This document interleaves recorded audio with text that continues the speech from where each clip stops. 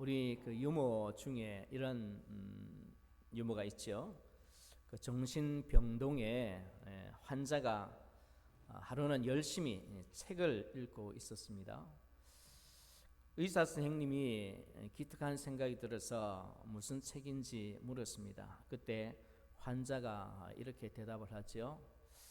자, 이 책은 너무 나열식이고 읽기가 지루하고 구성도 엉망이고 또 등장인물이 너무 많이 나와서 재미없어요 라고 말하는 거죠. 그때 의사 선생님이 책을 딱 보고 확인해 보니까 무슨 책이죠? 몰라요? 무슨 책이죠? 전화번호 책입니다. 전화번호. 자, 여러분 성경을 읽을 때 있잖아요. 이 전화번호 책과 같이 읽기 힘든 성경이 하나 있어요. 또 그 부분을 말하자면 오늘 이 역대상입니다. 여러분 역대상 1장부터 9장까지 뭐만 기록되어 있는지 아세요? 이름만 나와 있어요. 아담으로부터 시작해서 유다 지파의 이 계보가 이어지는데요. 한 몇 년의 역사냐면 한 3000년의 이 역사가요 쭉 기록되어져 있어요. 누가 아들을 3명 낳았는데 누구였더라. 어머니는 누구였으며 그 고향은 어디였더라. 그리고 그 아들은 또 누군데 몇 명을 낳았고 또 어떻게 되었고 또 고향은 어디였더라. 어디 사람이었더라. 이것이 계속해서 9장까지 이어지고 있습니다. 자, 그런데요. 자, 이런 족보가 쭉 이어지는데 그래서 많은 사람들이 이거는 뭐 읽어도 뭐 은혜도 안 되고 무슨 말인지도 모르겠고 이 발음하기도 힘들잖아요. 히브리식 발음이잖아요. 그러니까 뛰어넘자 해서 어떻습니까? 1장 조금 읽다가 어디로 넘어갑니까? 10장으로 넘어가는 분들이 많습니다. 혹시 여러분들 이번 일도 가시면서 그렇게 넘어가신 분들 혹시 없습니까? 자, 분명히 우리에게 어려운 부분이지만은요. 그런데 이 성경 인물 저도 다 헤아려보지 못했는데 한 500명에서 600명의 이름이 이렇게 등장하고 있어요. 자, 그 사람들의 이름을 쭉 등장하면서 어디까지 왔느냐면 야베스까지 왔는데 야베스는요 다른 사람들과 다르게 이 사람은 특이한 사람이야. 이 사람은 존귀한 사람이야. 이런 코멘트를 달고 있어요. 한 600명이나 되는 사람들 중에 이런 코멘트를 다는 사람이 없어요. 왜 이런 코멘트를 달까요? 그리고 이 사람은 날 때부터 이러했고 또 어려운 환경이었는데 그런데 이렇게 하나님 앞에 기도했더니 하나님께서 큰 복을 주셨다. 이런 내용을 딱 담고 있는 거예요. 지금 한 500~600명이나 되는 사람들한테 이런 표현이 있었다 없었다? 없었어요. 우리 집에도 이 족보가 있었는데 한 5권이 되더라고요. 그래서 제가 중학교 때 나도 족보를 한번 봐야 되겠다. 우리 선조들이 누군지 해서 제 이름을 찾고 쭉 올라가는데 다 한문이죠. 이름만 나오는데 도저히 못 읽겠더라고요. 그래서 조금 읽다가 그냥 덮어버렸어요. 자, 그런데요 오늘 이 본문은 족보가 그렇게 쭉 나가면서 야베스 하면서 어떻게 기록하고 있어요? 이 사람은 오늘 보니까 형제보다 어떻게요? 존귀한 사람이다. 지금과 같은 다른 어떤 형태를 취하고 있어요. 그래서 이 1장에서 9장까지를 이제 신학자들의 표현입니다. 하나의 반지라고 생각하면 반지에서 제일 빛나는 데 어디죠? 보석. 그래서 이 3000년간의 역사에서 500~600명의 인물 가운데서 가장 빛나는 반지에서 보석과 같은 존재가 야베스다라고 표현하고 있어요. 뛰어넘어가면 이거 잘 모르죠.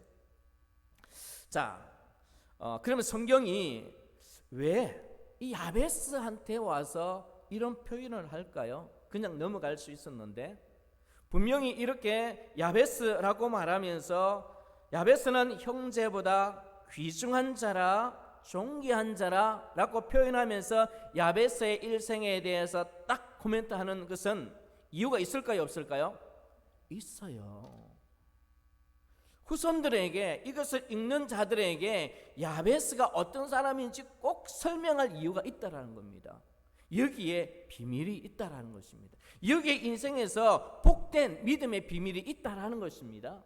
또 쓸 때에 너희들도 후손들도 이같이 야베스처럼 복을 받았으면 좋겠다, 이런 삶을 살았으면 좋겠다, 그런 의도가 여기 담겨져 있다라는 것입니다. 이 의도가 누구의 의도일까요? 하나님의 의도입니다. 여러분, 오늘 저와 함께 이 말씀을 읽으면서 이런 야베스가 가지고 있었던 이 믿음의 비밀을 여러분들도 깨닫는 시간 되시기를 바랍니다. 자, 오늘 이제 4장 9절 다시 한번 볼까요?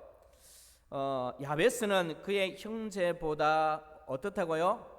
귀중한 자라.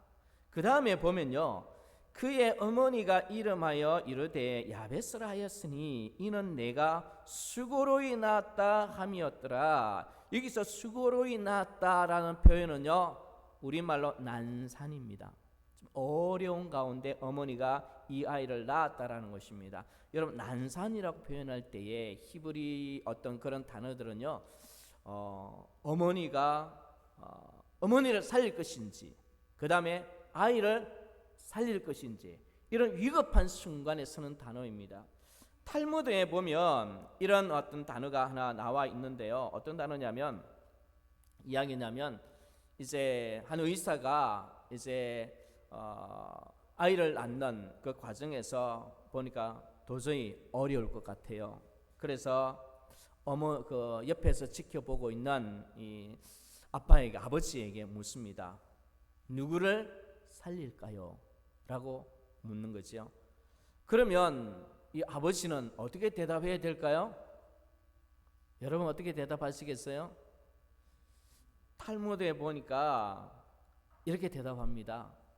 자기가 대답하기 힘드니까 지금 너무나 어려운 아내에게 묻습니다. 여보, 누구를 살릴까요? 제가 보니까 좀 잔인한 아버지 같아요. 저는 같으면 제 생각입니다. 저는 어머니를 살리겠어요. 자, 그때 이 생물학자가, 의사가 와서 이렇게 대답을 하는 장면이 있습니다. 어머니를 살려야 됩니다. 아이보다 어머니를 살려야 됩니다. 이것이 탈무드가 말하는 난산 장면에서 취하는 지혜라고 말해주고 있어요. 자, 오늘 이 본문에서 우리에게 들려주는 것은 어떻습니까? 이 난산 가운데, 어려운 가운데 누가 태어났다?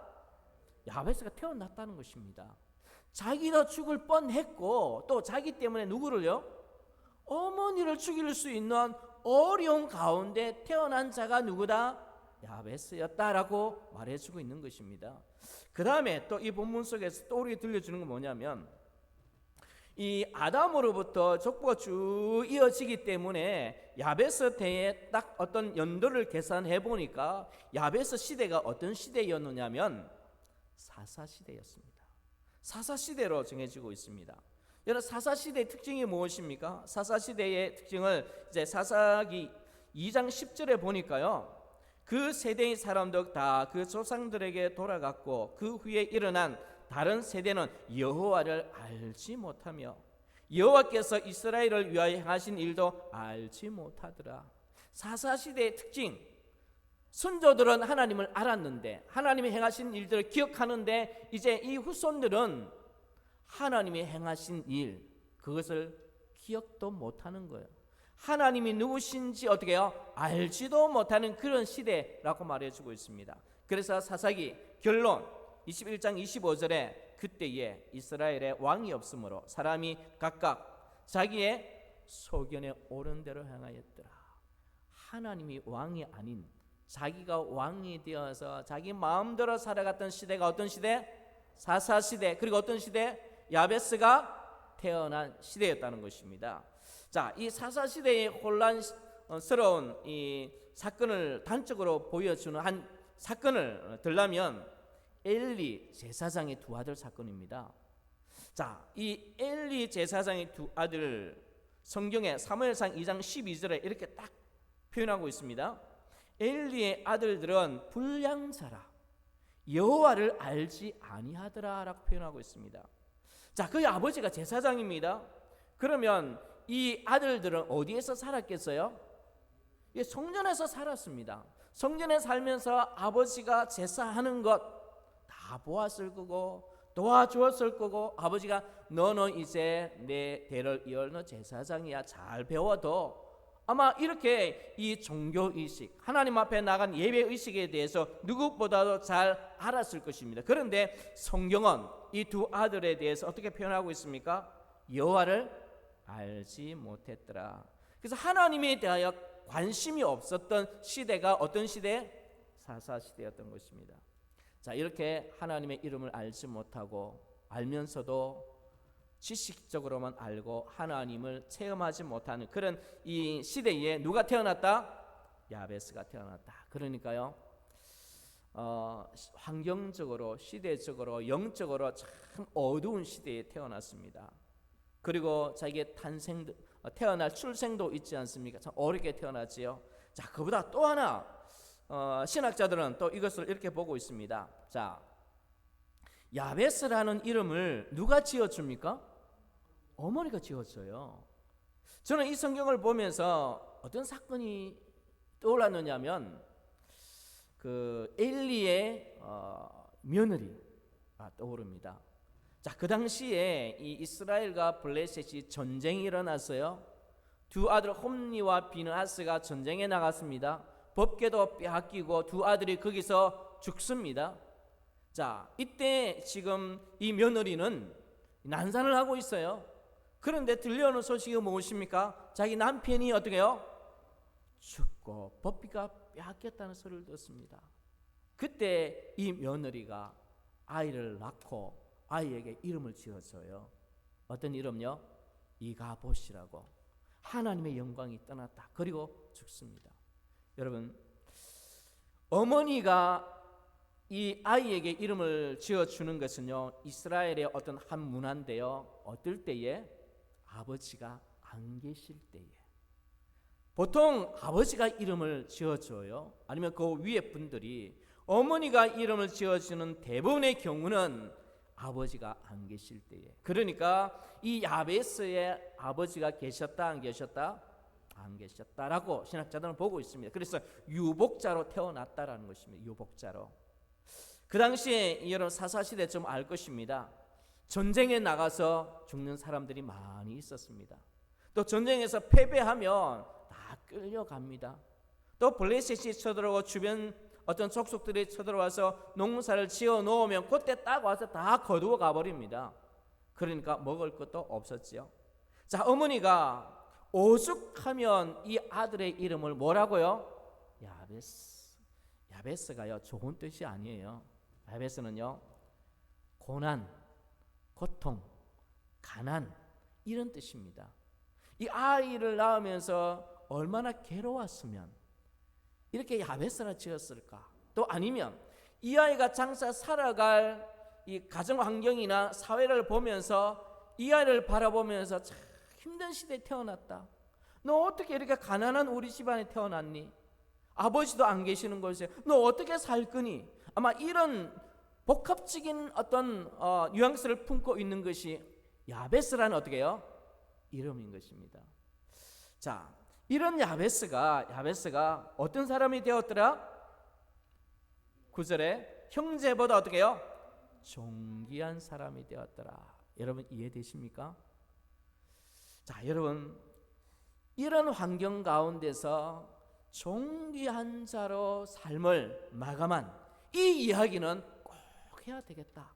후손들이 너희들도 이 사람을 본받아서 어려운 시대에 힘든 시대에 환경을 불평하지 말고 야베스처럼 존귀한 사람이 되었으면 좋겠다라는 것이 이 의도라는 것입니다.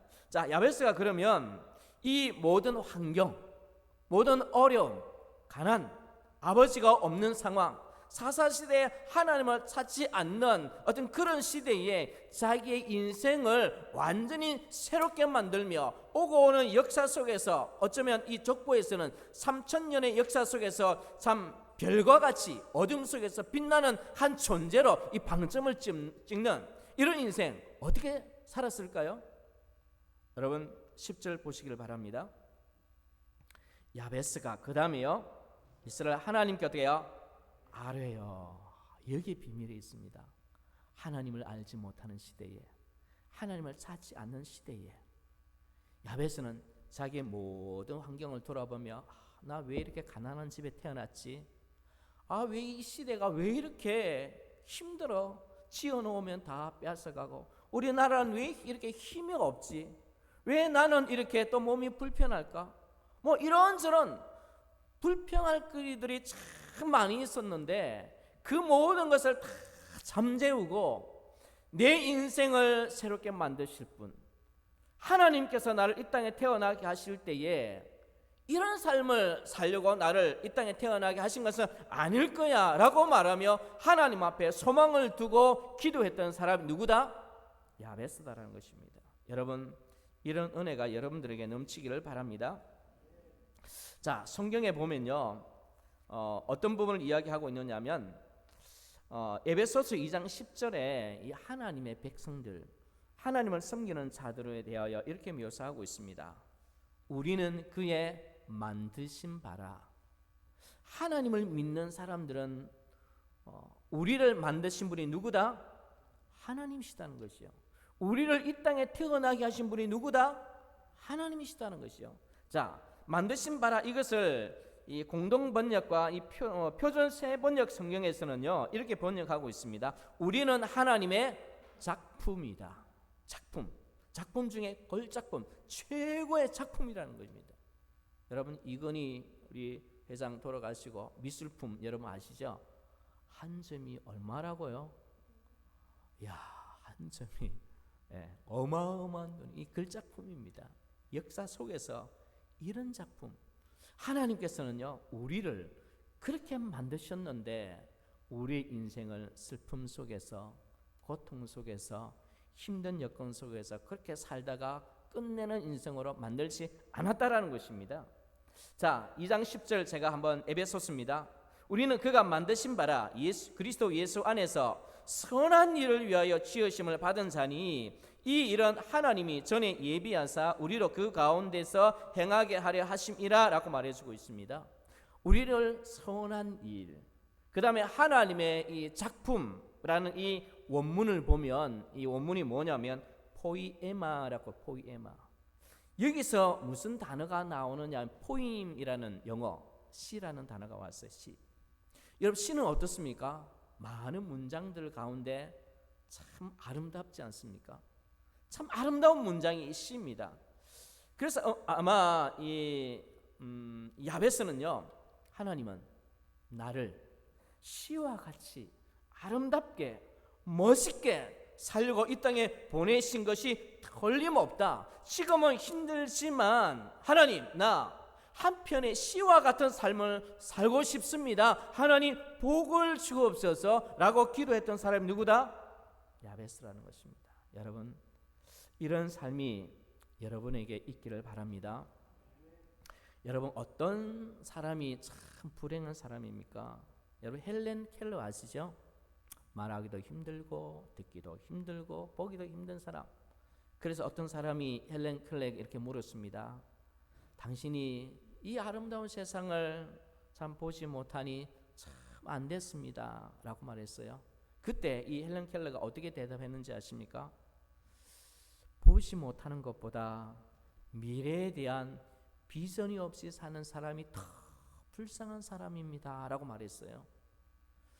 자기가 살아가는데 오늘 일어나는 이유도 모르고 내가 아침을 먹고 점심을 먹고 저녁을 먹는데 먹어야 될 이유를 몰라요.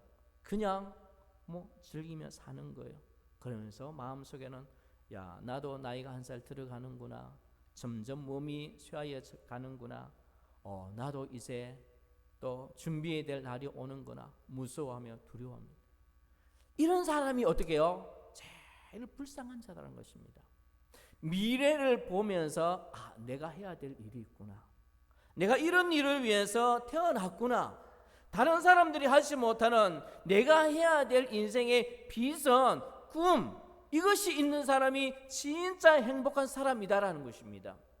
여러분, 이 야베스는요, 하나님 앞에서 나는 이런 삶을 살다가 끝낼 인생이 아니야 라는 것을 알았습니다.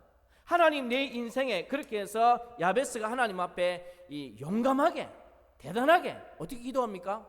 하나님, 복에 뭘요? 복을 주옵소서. 그냥 복을 달라가 아니요, 복에 복을 더하여 주옵소서. 하나님, 복을 주시려거든 조그만하게 주지 말고 그냥 부어주세요 이야기하고 있는 거예요. 여러분, 나중에 성경에 보면요, 야베스라는 지역이 또 거리가 지명이 생깁니다. 하나님께서 얼마나 복을 주셨으면 그 후손들이 그 지역, 야베스가 살았던 지역의 이름을 뭐라고요? 야베스라고 짓습니다. 여러분, 야베스가 이렇게 기도한 이유가 무엇일까요? 여러분, 어떤 사람들은요, 성경을 참 잘 아는 사람들이 이렇게 또 오해를 할 수 있어요. 야, 그것은 너무 기복주의다. 하나님의 뜻을 구해야지 이런 복을 구하냐? 아니죠. 하나님께서는 우리에게 뭘 구하라 그랬어요? 복을 구하라 그랬습니다. 구하라 그랬어요. 기복주의 사상에 대해서는 또 기회가 있으면 말씀드립니다. 하나님에 대한 약속을 믿는 사람은 기도하게 되어 있습니다. 어떤 기도? 복을 달라는 기도를 하게 되어 있습니다. 자, 이 야베스가 이런 복의 복을 더해 달라. 그리고 어떻게 기도합니까? 네 지경을 어떻게 해요? 넓혀 달라. 이것이 그냥 야베스의 생각 속에서 나온 어떤 기도였을까요? 아니에요. 야베스가 어떻게 기도했느냐? 여러분, 성경을 보시면요, 신명기 19장 8절에 보니까 이 모세가 이스라엘 백성들에게 아브라함에게 약속했던 그 약속을 이스라엘 백성들에게 전하고 있습니다. 내 하나님 여호와께서 내 조상, 누굽니까? 아브라함입니다. 조상들에게 맹세하신 대로, 누가 맹세했다고요? 하나님께서 내 지경을 넓혀 내 조상들에게 주리라 말씀하신 땅을 다 너에게 주실 때에 하나님께서 너 지경을 넓혀 주겠다, 땅을 주겠다, 이 말씀을 이 야베스는요 받아들였습니다. 하나님의 약속의 말씀이 있는데 내 지경을 어떻게 해요? 넓혀 주옵소서. 여러분, 기도할 때에 가장 큰 힘이 뭔지 아세요? 기도할 때에 가장 뭐랄까요? 잘할 수 있는 이 기준이 뭔지 아세요? 자기가 생각해서, 자기가 바래서 그렇게 할 수 있겠지만은요, 기도할 때에 하나님의 이름을 부를 때 가장 힘있게, 자신있게, 우리말로 때를 쓸 수 있는 것은 무엇입니까? 하나님의 말씀입니다. 하나님의 말씀을 붙들고 하나님 말씀, 하나님 약속을 붙들고 하나님 이러니 복을 주세요 라고 할 수 있다는 것입니다. 여러분, 하나님의 이 약속의 말씀을 붙들고 기도하시는 여러분들 되시기를 바랍니다. 자, 그래서 야베스가 어떻게 기도합니까? 복에 복을 더하여 주세요. 지경을 넓혀 주세요. 그 다음에 환난을 벗어나서 어떻게 해요? 근심이 없게 해주세요. 여러분, 이 부분은요, 여러분, 성공하면, 잘 되면, 가진 것이 많으면 그냥 행복할 줄 알았는데, 성공하면 할수록, 가진 것이 많으면 많을수록 무엇이 많이 찾아오는지 아십니까? 근심이 많이 찾아와요. 걱정이 많이 찾아와요. 이 성공했을 때에, 또 많이 가졌을 때에 이 잘못 처신하면요, 가난하고 어려울 때보다 더 어려운 지경으로 빠집니다. 여러분, 성공한 사람들이 한 방에 무너지는 거 보셨습니까? 여러분, 역사 속에서 보지 않습니까?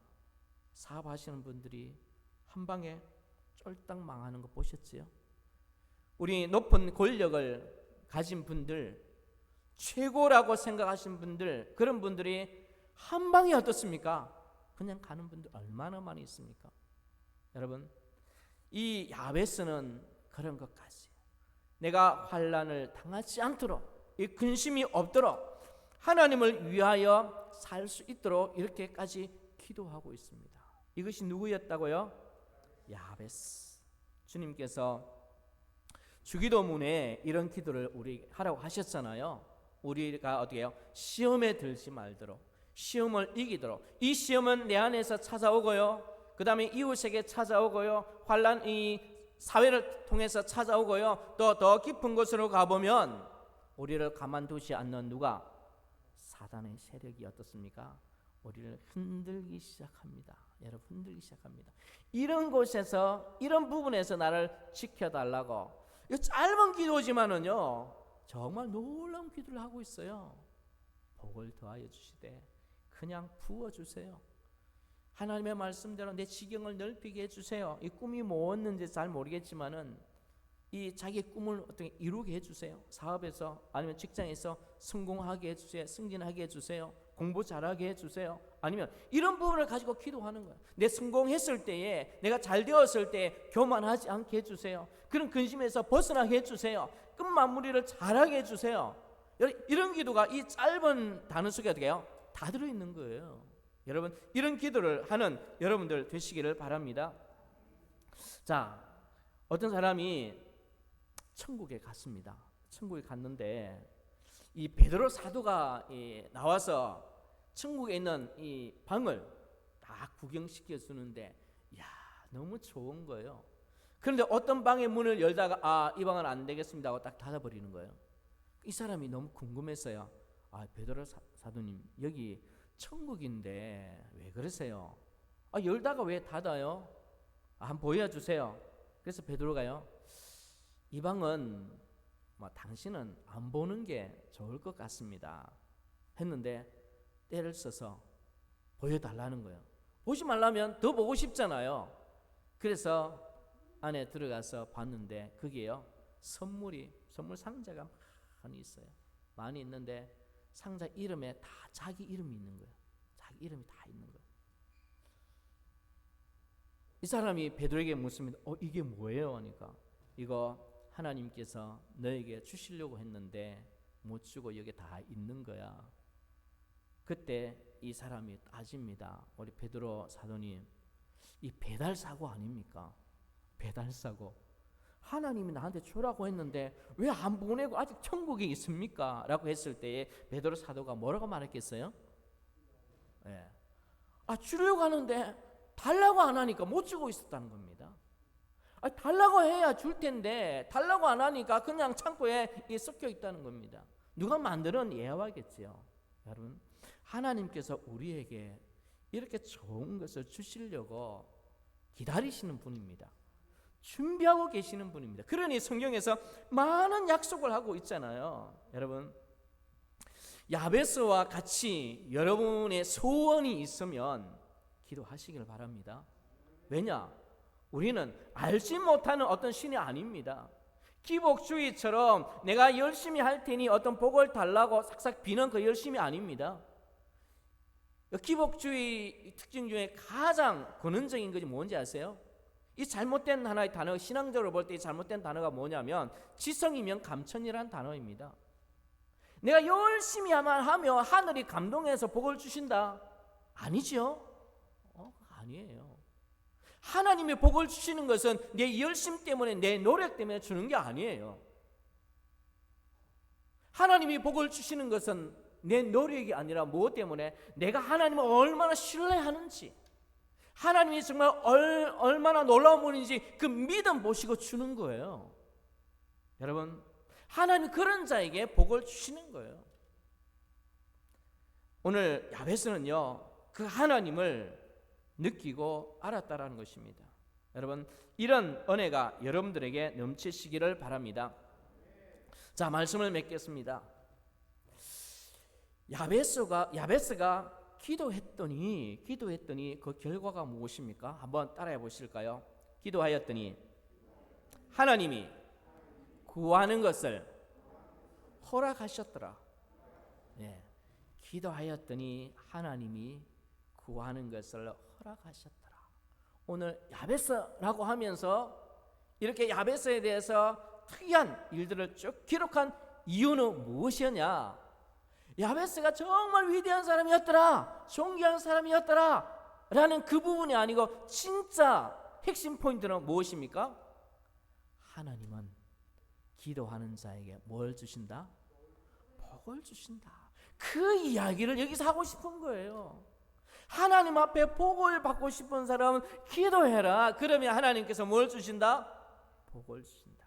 여러분, 하나님께서 우리의 기도를 들으시는 것을 믿으십니까?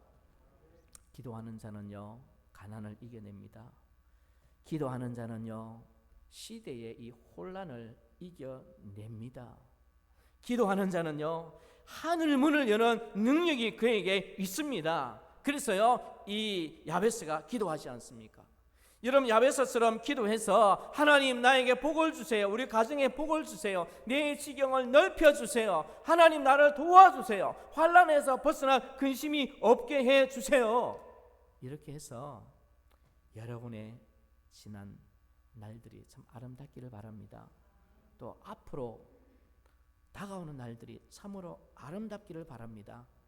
여러분들의 후손들이, 자녀들이 여러분들의 이름을 볼 때에 어떻게 했으면 좋겠습니까? 아, 그 사람, 아, 그분, 아, 우리 아버지, 우리 할아버지 참 좋은 분이었다. 참 믿음의 사람이었다. 참 힘든 그때, 어려울 때 참으로 참 멋진 분이었다. 이런 소리를 듣는 여러분 되시기를 바랍니다. 이런 믿음의 비밀, 야베스가 우리에게 보여주고 있습니다. 이 비밀을 여러분들도 깨닫고 이 비밀을 실천하면서 하나님의 은혜를 받는 분들 되시기를 바랍니다.